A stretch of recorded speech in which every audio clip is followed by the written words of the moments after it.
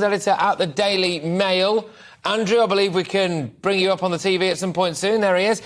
Right, look, that's the economic issue, right? The political turmoil. I mean, I'm even hearing that some Conservative backbench MPs are saying, give it over, let Labour have their time in power, because everything's gone to pot. Let them knacker it and then we can come back in. Is there any truth to that? I think there's probably one or two renegades who do say that sort of thing, Patrick, but most Tory MPs are focused on one very clear pressing issue. They don't want their P45, because if there was a general election in 3 or 4 weeks' time, I'm afraid that the Conservatives would be massacred, because this is yet another U-turn on its way.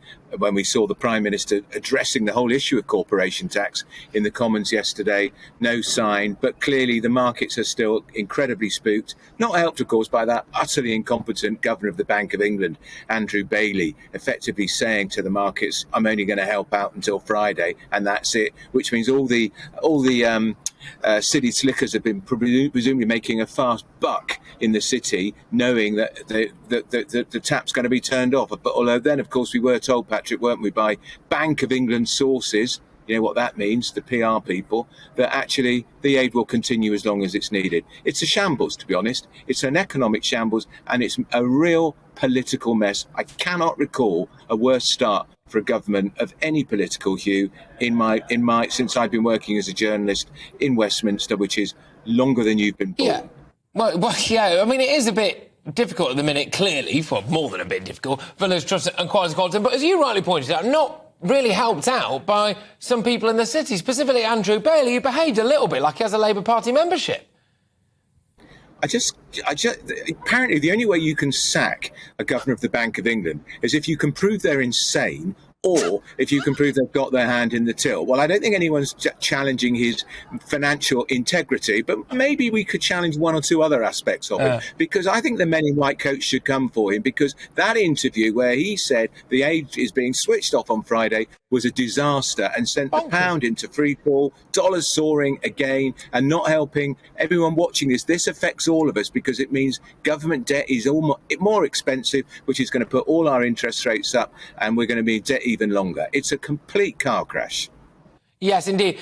What would be more embarrassing for the Conservative Party now, if indeed they are facing, well, wipeout, really? Would it be more embarrassing for them to go into a general election knowing that they're going to lose, or would it be more embarrassing for them to change their leader and desperately hope that that does the trick? Because neither of those two things look particularly good. Look, getting rid of another leader without a general election will look absolutely terrible, and people will think that the Tory party has taken leave of its senses. But then some people think the Tory party took leave of its senses when it voted Liz Truss in as leader in the first place. Look, she doesn't have the communication skills, in my views, to be able to fight her way out of this one very easily. She's wooden. She's pretty poor in interviews. She wasn't too bad in the Commons yesterday, but I would never have used the phrase, I don't understand, not once but twice, because that's the point. Nobody understands her economic plan. But her and the Chancellor own this, I'm afraid, Patrick. Interest rates were going to go up anyway, but because of the market's response to the botched mini-budget, every time people get a letter from the building society of the bank saying your fixed rate's over, your rate's gone up £500 a month, they're going to blame the Tories. Yeah, they are. But Keir Starmer, actually, for my money, isn't really doing anything to really warrant winning votes. He's using the same tactic that I used to use at high school discos, because I was rather rotund. So I'd just stand next to the fattest lad in the room so that I looked thin. Is he just standing opposite someone who looks totally unelectable, which makes him look like the Messiah? I think that's exactly what he's doing. Look, we still don't know what how Labour would get us out of this mess. We know that they were going to accept the cancellation of the increase in national insurance, that they were going to accept the cut in basic rate of income tax next April. They weren't keen on corporation tax. But, I mean, the major parts of the Truss Kwasi Kwarteng package, they accepted. However, they're not in government, they're not in power, so they can just point the finger every time and say, it's your fault, it's your fault. And I have to say, when I was in the Commons yesterday, Patrick, the mood, mutinous was an understatement. It was hard to find even a loyalist being supportive, because they can see this is a real mess, and this is really, really damaging the Tories where they most need to be strong in terms of how they're perceived is economically competent. This isn't economic competence, is it? It's economically incontinent.